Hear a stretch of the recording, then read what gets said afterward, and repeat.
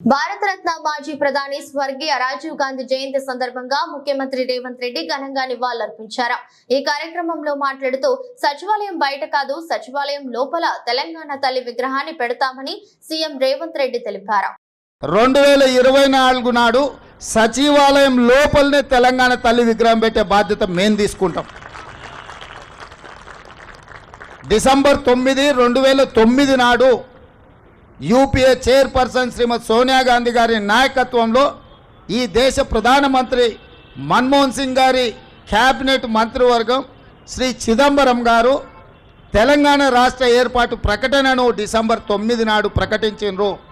ఇదే కాకుండా మన నాయకురాలు శ్రీమతి సోనియా గాంధీ గారి జన్మదినం కూడా డిసెంబర్ 9। ఖచ్చితంగా తెలంగాణ తల్లి విగ్రహం సచివాలయం బయట కాదు సచివాలయం లోపల తెలంగాణ తల్లి విగ్రహాన్ని ప్రతిష్ఠించే బాధ్యత నేను మా మిత్రుడు భట్టి విక్రమార్క గారు తీసుకుంటాం। హైదరాబాద్ నగరంలో మా హనుమంతన్న నాయకత్వంలో ఈ కార్యక్రమాన్ని చేపడతాం।